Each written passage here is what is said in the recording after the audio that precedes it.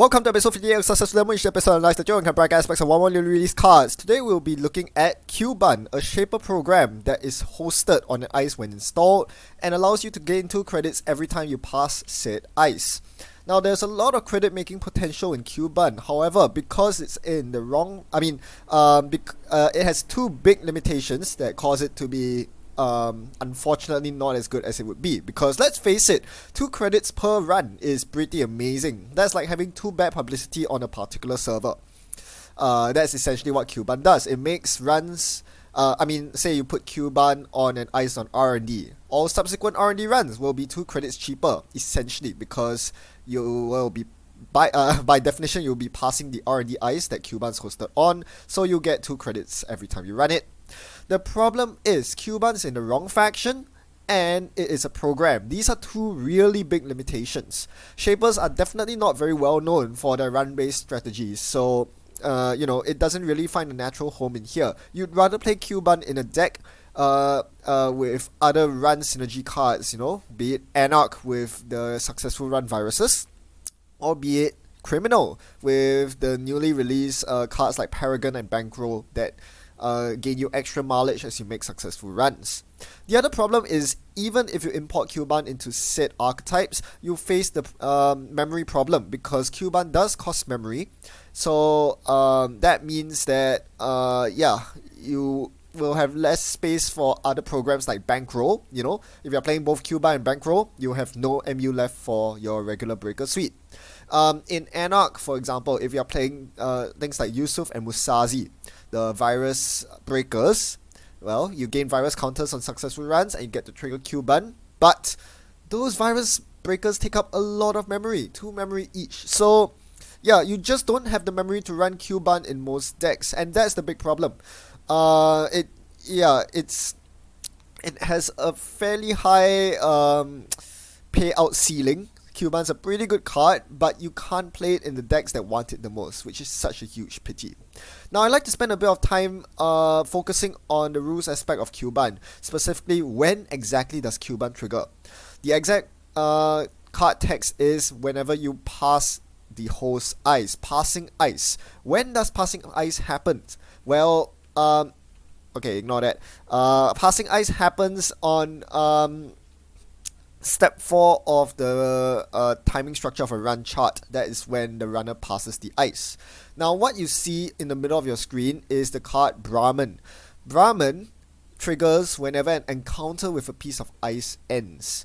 So encountering ice is step 3, the step before passing ice. So when exactly does this encounter end happen? Well, encounter ending happens at 3.2 in one of the bullet points, whether the run ends or whether all the subroutines are resolved. The encounter ends and then you then proceed on to step 4. So it is a reasonable interpretation of the rules to say that Brahman's trigger happens before Cuban, and I would believe that is the actual case, even though I don't see any official clarification on this. But yeah, Brahman should trigger before Cuban, which is a bit of a pity, because initially what I thought you could do was to break an ice using Brahman, get the Cuban money from said ice. Say you're breaking a piece of ice that Cuban's hosted on, so you get Cuban money, and then you trigger Brahman to put Cuban back onto your deck.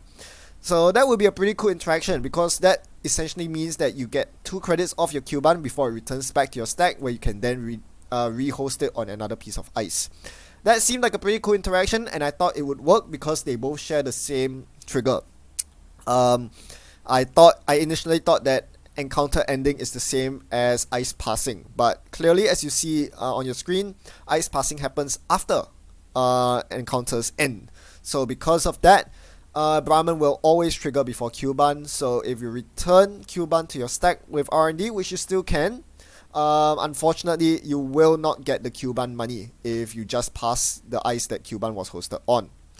Alright, so that's all I wanted to say, because the game that you're about to see was played under the assumption that that interaction worked. That is to say that I played the game thinking that Cuban can trigger before Brahman. Now that I know that's not the case, keep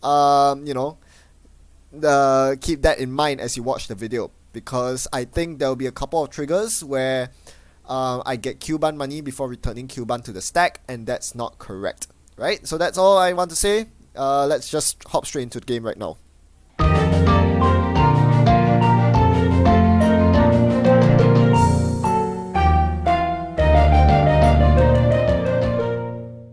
Today we are up against Wenkundu, and we immediately mull because we had no money in our opening hand. Our mulligan hand isn't much better. While there's a bunch of low costing stuff, everything costs 1 or less, but there's no money. So that's a bit of a problem. Alright, so so just to give a bit of context, we did play a game before this, the exact same matchup, but we had to remake the game halfway because JNet bug occurred that for some reason removed my David from the game for no good reason. Alright, anyway, standard Wenkundu opening of installing an asset and then challenging the runner to run. I choose to run because I'm not afraid of Cortex Lock. This is an amazing tech against Wenkundu. The most threatening ice they can threaten on turn 1 is typically Cortex Lock, which deals 1 net damage for each unused memory you have. But if your opening turn is click 1, install both SMCs using Haley's ability, then I'm sorry, but Cortex Lock is not going to do anything. It's literally 0 net damage. So amazingly, I'm able to run rampant on my opponent's centrals. No Rashida for me though. All I saw was a Marilyn on the remote, which I couldn't afford to trash. If I had some opening money, say a daily cast, trashing it might have been a viable solution, but here, without any other money, I'd rather leave it be than to be forced to click for credits later on. So I continue the game by drawing a bunch of cards, hoping to find some economy, and I kind of do. Sure Gamble is the weakest of my economy cards because it has such a high play threshold. I'm on 4 credits, but I can't play Sure Gamble. I need 5 credits to do so. Now thankfully my opponent triggers Astrolabe for me because that draws me into my first big economy card in Aesop's Pawn Shop. So you bet I'm gonna get this on the table ASAP. Now I have the option to challenge my opponent's remote here. I have 2 SMCs and a reasonable amount of money, so I could potentially break 2 remote ice. Remember, against Wenkundu without Employee Strike, that's not my restricted card. Aesop's is my restricted card. You need to pass 2 gear checks if the remote has only 1 ice because of Mti's ability. So I decided that it probably wasn't going to work out because even if I had the ability to get out, even though I did have the ability to get out both 2 breakers, I probably did not have the money to use 2 SMCs. Using 2 SMCs takes 4 credits, that's a lot of money. So instead I'm going to set up with Aesop's daily cast. I draw into my daily cast, which really helped. That allowed me to use Haley's ability to install both resources. And from here on out, I should make a decent enough chunk of money so that I can start contesting my opponent's remotes. My opponent does something interesting here. If it were Nisei Mark II in the remote, they would have triple advance and scored it outright. The fact that they did not do this means that it's not a Nisei in the server. I'm thinking they put a defensive upgrade in the server as the new card and then single advance the card in the remote. Probably something like an Obo Carter. Could be a 5 pointer, 5 advanceable agenda. SSL endorsement is another possibility. Right. I Aesop's pawn 1 of my SMCs because I know that I have clone chip in hand, so I can get the SMC back at will. I just really needed a target for Aesop's Pawn Shop. I needed the 3 credits. I'm also happy to donate a 5 advanceable agenda to my opponent, be it SSL or Obo Carter, if it means that I can get both fan sites into my score area. That will activate ShadowNet for me and allow me to perhaps burst up in economy by recurring Sure Gamble with ShadowNet, or recurring Maker's Eye with ShadowNet means that I can exert a lot more pressure on R&D. So that was what I was going for there. I was waiting for my opponent to score an agenda so I can get fan sites in my score area. But it turns out that they have other plans. They're not going to score what surely is the agenda in the remote because it's an NGO front. Okay. Right, we take those. Even though we don't get fan sites in our score area, our opponent's playing very, very slowly. It's turn 5 and they still haven't scored an agenda against a runner who is very good at remote locking. I would be worried for my opponent. Usually you want to rush out very much against Shaper, but my opponent isn't able to do so. They finally found their scarcity, but it's a bit too late. I've my basic resources set up. As Aesop's Pawn Shop Haley, all you really need is your Aesops to be on the table. to get things going. And with that, you don't really care about scarcity anymore. Right. So again, I pawn my fan side here. Because I needed the money. I'm going to go leg working here, and that's going to take some money. So I'm going to install SMC using Haley's ability and get Cyber Cipher using the SMC cracking. And my opponent reveals a Cortex Lock as the MT Ice. So I can either choose to take 2 net damage here, or to avoid the net damage by using Clone Chip on SMC. Don't forget I have all my copies of SMC, so by doing so, I'm able to completely skirt around Cortex Lock. This is why Shaper is pretty well positioned now. Against MT Waikundu, you just laugh at Cortex Lock and MT's ability. Right, so obviously we get an agenda here because our opponent hasn't been scoring agendas. They have to be in hand, and with that, scarcity is off the table as well, which is pretty good time because now I found my professional contacts. Time to get it on the table next turn and start drawing up and getting some money. Right. We wait as our opponent does their turn here, and then they start advancing the card in the remote. Interesting. Very interesting. So here we pawn off the daily cast after taking 2 credits from it. So we start our turn with 9 credits. Probably not enough to siege the remote. The HQ Cyber Cipher is pretty useless at attacking server 2. So instead, we choose to set up. We get Hunting Grounds down, which will defend us against Komainus. We get Deck Deer down, which is important for memory and for saving money when we install subsequent programs. And we get Professional Contacts down, so that we can start drawing deep into our deck. The reason we want Deck Deer down here is because next turn I'm planning to do a double program install with Haley. Right? We look at our hand right now, the only installables are programs, so it makes a lot of sense to install Cash and another program. Cash is an amazing card to put on Deck Deer because Deck Deer reduces Cash's install cost from 1 to 0. So basically your Cashes are worth 1 more credit. Normally Cashes are worth 5 credits. It's a net gain of 2 credits, then plus 3 from ESOPs. But with Deck Deer, it becomes a net gain of 6, which is amazing. That's it's a lot of money, right? So we're gonna get that money right now as we install Cash with Deck Deer. Triggering our ID ability, we install Lady so that we can start breaking barriers as well. We do need to start getting our breakers onto the table, and to do so, installing the Lady from hand just makes a lot of sense. You'll notice that I overrode the Sai. Well, not so much overrode. I think I pawned the Sai with Aesop's Pawn Shop because I wanted some money, but also because I wanted Cyber Cipher in my bin so that I can reinstall it with Clone Chip on a more useful server. Having used my legwork, I don't really need Sai on HQ anymore, especially since my opponent shifted their Thimble Rig to the remote. You notice that there was a Thimble Rig on HQ that is now on the remote. That's because of Thimble Rig's ability. So with no need for a Code Gate Breaker on HQ, our Sai has done its work. It can go in the bin and wait for a Clone Chip install. Now, our opponent does something really strange here. They have 2 double advance cards in server 2. Obviously, one of them is a Bio Vault. That's the card that ends the run at any point in time on any server. So of course we need to run that server because firstly we want to get the agenda, but also at the very least we need to defuse that Bio Vault. It's going to cause us a lot of problems down the road if we don't. So we have to deal with all the code gates here. I could have done a Sai on the remote, but instead that's not what I went for. Instead I'm going to break Fairchild with David. And for the Thimble Rig, what do I do here? Yeah, I'm kind of forced to bring out the Cyber Cipher here using the Clone Chip. Problem is, I have no spare memory left. I could technically host the Cyber Cipher on Deck Deer, but that's not very ideal. So, yeah, I'm not going to use Sai. Instead, I'm going to use my main breaker in Brahmin.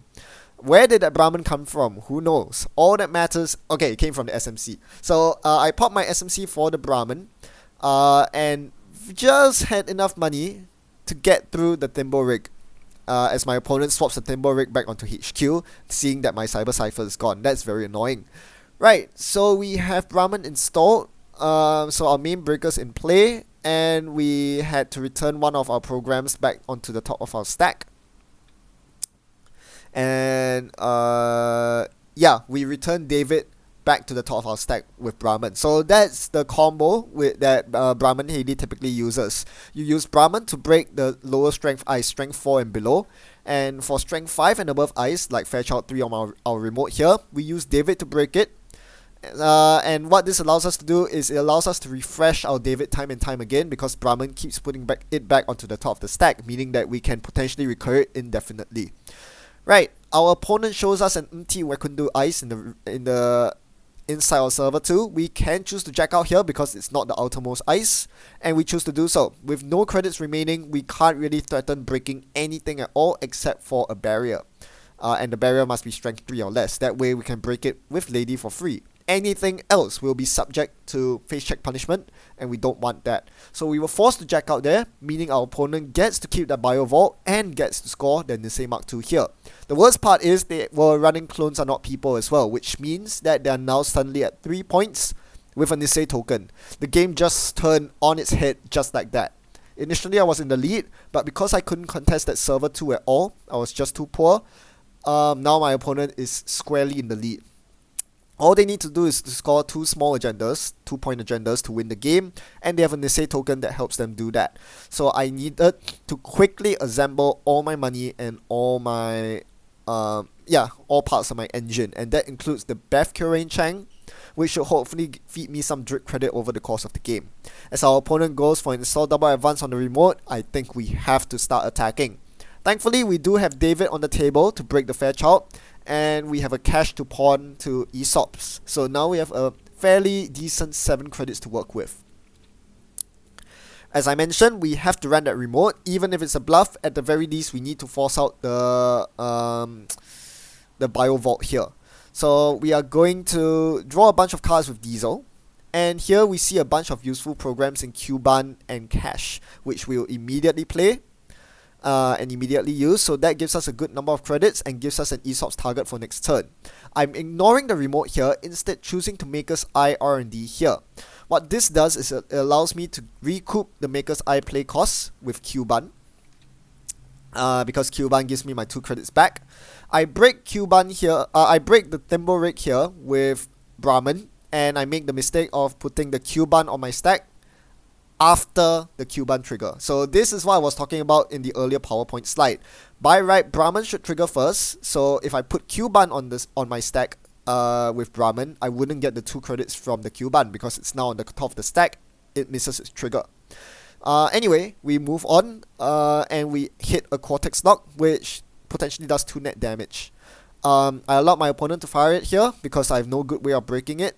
Or rather, I could break it with Brahman, but it's expensive, 3 credits, and I will need to return another program to the top of my stack, which I'm not willing to. So we get sniped, but thankfully we keep the Stim Hack, which is going to be pretty key later on. And our opponent sacrifices the Bio Vault here to stop us from accessing 3 cards with Maker's Eye. Interesting.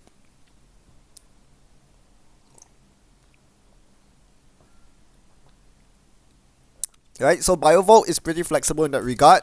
It can defend your scoring remote, but it can also stop the runner from making a successful deep dig. Now, the curious part is our opponent doesn't even attempt to get the money to score the agenda in the remote. They spend the turn drawing cards. That's because that the remote card was an NGO front. So we can pretty safely conclude that our opponent had no agendas when they jammed the NGO front. They might have an agenda now. That card in the remote could be an agenda like Philotic Entanglement. We wouldn't know. Because we did not make a successful Maker's Eye, we did not see the top cards of R&D. So it could be agenda in the remote. We really should go for it here. With 2 Stim Hacks in our hand, it's quite hard to say no to that prospect. Right now I'm just thinking of what's the best way to go about doing this. Do I install the Cuban and then Stim Hack the remote? Do I keep drawing with Proco first? If I draw a program, I could get a Haley install, Cuban, and some other program before doing the Stim Hack. Do I even bother going for the Stim Hack? Is there anything else to do? Right, so I'm going to actually install the Cuban from my hand clicklessly with Clone Chip into Cyber Cypher. Figuring that I wanted to break the Thimble Rig on the remote with a proper code gate breaker instead of Brahman, I got the Clone Chip. I used my Clone Chip and locked my Cyber Cypher onto server 2. Well, technically it's not locking it onto the server. Don't forget, I'm playing Brahman Haley. This means that if I need to, I can put the Sai back on top of my stack by using Brahman's ability. After breaking all subs on an ice, I can return side to my stack as a program. Right, my opponent lets me through and shows me the Nisei Mark II. I steal a Nisei Mark II for free. My opponent does not bother resing ice to defend the remote despite having 14 credits. That wasn't a good plan, my opponent exclaimed. I was scratching my chin here. I had no idea what my opponent was doing. They just threw me a freebie here. I asked them later after the game was done. They told me that their server was completely porous. I don't remember what ice it was, but I believe it was some 5 strength ice and then some barrier, I think. So I was able to break everything in that server for 0 credits because I had David counters, I had Lady counters. So yeah, my opponent did not realize that the ice was not taxing at all. It cost 0 credits to break because I'm using super efficient breakers. David is super efficient, as you see, chew through the Fetch Out 3 for 0 credits. And then I break the Cortex lock here, hosting the Cuban. Sorry, that's not Cortex lock, that's Thimble Rig. I break the Thimble Rig here using Brahmin. Because my Cyber Cipher is locked onto the remote, I can't use the Cyber Cipher to break the R&D Thimble Rig. So I use Brahmin there, and I stole yet another agenda, putting me on 6 agenda points. One more agenda wins me the game. You'll notice that the other reason I used Brahmin on the R&D run to break Thimble Rig was so that I could return David back onto my stack, so now I can reinstall it alongside Clot. Clot is somewhat useful, but not really. In this matchup, I don't expect my opponent to be playing fast advance, so it's basically just Aesop's fodder. I install it clicklessly. Don't forget, because of Haley's trigger, I installed David with the Clot at 2 credits, but then I get 3 credits back when I sell it to Aesop, so I'm making money through this process. Although I choose not to use Aesops here, which is a bit curious. Right. I choose not to sell the Clot here because I wanted my memory to be full. I used up all my memory so that Cortex locks do absolutely nothing. In a deck which leans so hard on Cortex Lock actually doing something and being taxing, Haley just completely shuts down Cortex Lock because you just throw so many programs on the table to render Cortex Lock blank. It's amazing. Right, so my opponent shows that their HQ ice was Thimble Rig and Cortex Lock. Those are very inconsequential ice. It seems like we can definitely hammer our opponent's HQ here. One shortcoming of this deck is that it doesn't really have multi-access, so no turning wheels and only a couple of run events in the legwork and the Maker's Eye you saw. So we are really getting our agendas through remote locks, as we saw the Nisei steal. But also through single accesses. So to make single accesses worth it, what we need to do is to have runs basically cost free, and to do that we are gonna use Kyuban. We put Kyuban on our opponent's HQ and then direct Cyber Cipher on HQ. You'll notice that I also reset my Cyber Cipher onto HQ. What this means is we break HQ for 0 credits, or rather 1 credit, because Thimble Rig is broken for 1 credit. Using Cyber Cipher, but Cortex Lock is free to break because it has no subroutines. But we are gaining 2 credits every time we pass the Cuban, so by running HQ, we are gaining net gain of 1 credit, and we get to access HQ as well. Well, at least that was my plan. My opponent had a really sneaky counterplay to that, and as you see the ice keep juggling back and forth between HQ, I think you can see what my opponent's doing here. It's really mean. Let's get some PowerPoint slides to show you. Right, so this is my opponent's HQ. Don't forget, it only cost me 1 credit to break this server, but by gaining Cuban money, I make 2 credits, so I come off 1 credit richer every time I run HQ. So I run HQ, I break the Thimble Rig for 1 credit, and then I pass the Thimble Rig. At this point, Thimble Rig triggers, and my opponent decided to swap Thimble Rig for Cortex Lock. It makes sense, right? Cortex Lock does 0 credits of tax, Thimble Rig does 1 credit of tax. Makes sense to make me re-encounter the Thimble Rig, so I do. I encounter it again, I break the subroutine, I move on past the Thimble Rig. At which point, my opponent fires Thimble Rig's ability again because I passed Thimble Rig again, swapping the Thimble Rig back onto the outermost position. So I make the successful HQ run. But wait, that means that I never passed the Cortex Lock. I never had a chance to encounter, break, and pass the Cortex Lock, meaning that my Cuban on my Cortex Lock is not paying out at all. By doing this shenanigans, my opponent denied me the chance to successfully demo Cuban because I never got to encounter it even though it was on HQ, the server where Cuban is on. That's terrible. My opponent is so evil. How could they do such a thing? I'm doing a successful demo and all. I'm so sad. So because of my opponent's ingenious move, they had to have come up with that strategy on the spot because who the hell plays Cuban? My opponent turned HQ from a 1 credit gain from me to a 2 credit loss because I'm forced to break Thimblerig twice every run. So suddenly the HQ runs become unsustainable. I couldn't keep running there forever because I was going to eventually run out of credits. So yeah, my opponent stopped me from getting the multi-access, or rather the many single accesses that I wanted on HQ. Even though I had a lot of Cubans in circulation and my breakers are all more or less set up, I have my Sai, my lady, so no killer, but Brahman plus David is effectively my killer. Now I'm forced to do other stuff. First I'm gonna siege HQ, because why not? You notice that my opponent is filthy rich here, so I actually have a 5-click turn. I'm going to run HQ here and see scarcity. At this point, scarcity doesn't really matter. If I steal the next agenda, I'm going to win the game anyway.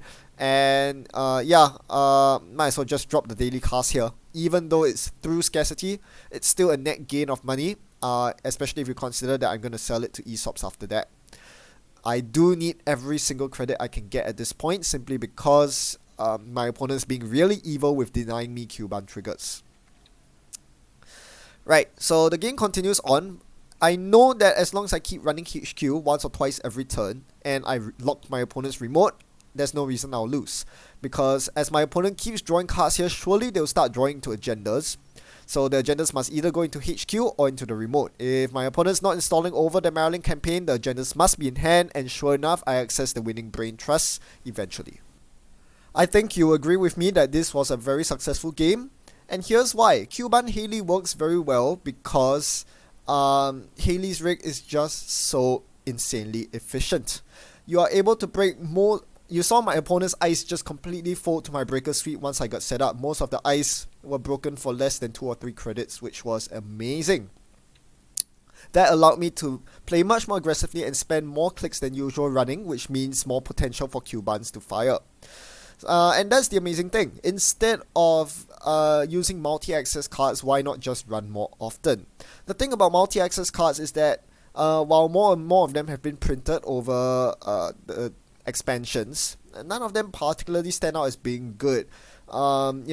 Indexing, you don't really have Mad Dash to accompany it because it's now on the most wanted list, and there are lots of other subpar trap multi-access cards like Mind's Eye, or you just don't want to spend influence on cards like Turning Wheel when your influence spread is already so tight. So just play Cuban instead. I'm not saying this is the best ESOP's Haley build, but it certainly has legs. And yeah, it's a very nice fit in an already powerful shell. ESOP's Haley with so much passive drip economy can definitely support running fairly often. Right. Let's move on to nombos and combos. As you saw this game, I was misplaying Brahman and Cuban. And unfortunately, that makes... now that I've learned that you cannot get Cuban money before sending it back onto the stack, it becomes less good. I'm gonna admit that. Still, the deck is still playable. Cuban is still an eligible target for Brahman. It's still a zero-cost program, so Haley always enjoys that sort of program. Just remember not to misplay it. What you could do is to, grab Cuban money first on your outermost piece of ice, and then use Brahman to break the innermost piece of ice, sending the outermost Cuban onto the stack. Now that works. So yeah, it's just a playstyle adjustment rather than anything that cripples this deck too hard. You can certainly still play Brahman and Cuban in the same deck. It's just that they don't combo in the most ideal way. Another good combos with Haley, as I mentioned, Haley really appreciates zero-cost cards, and Cuban is one of them.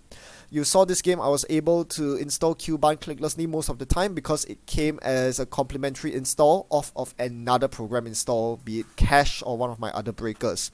And that's really nice because the click cost is not to be underestimated, especially considering that the corp can essentially trash your Cuban clicklessly as well by over installing it with one of their other ice.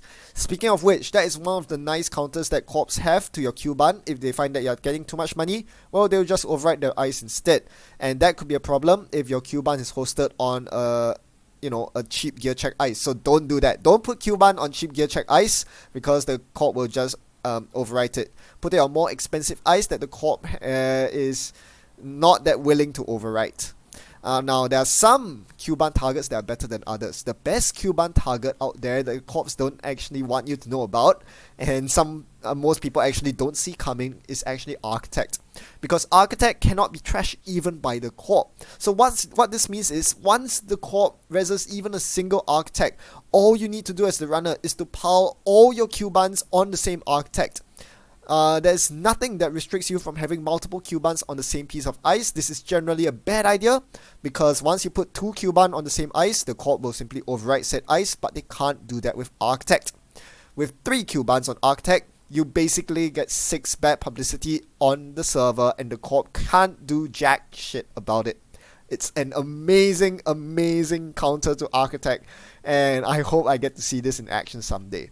Now, on the flip side, you have to be really careful with ice that cannot host cards, because Cuban is hosted on ice, unlike cards like Femme Fatale, which target ice instead of being hosted directly on them. Titanium cannot host cards, and that includes Cuban. Do not attempt to do so. Okay? Right, so that's basically about it for Cuban. It's a very simple card, very, very short text box, but a lot of possibilities, and I hope I've demonstrated some of that today. I hope you find some interesting Cuban decks as well and share them with the rest of the community, because that's something I would love to hear about, especially if you manage to get Cuban working in a run-based shell, because I'm having trouble figuring out how to fit icebreakers into the Cuban rig at the same time. Well, let me know in the comments. I'd love to hear from you. Until the next episode, as always, thanks for watching and happy net running. Ciao!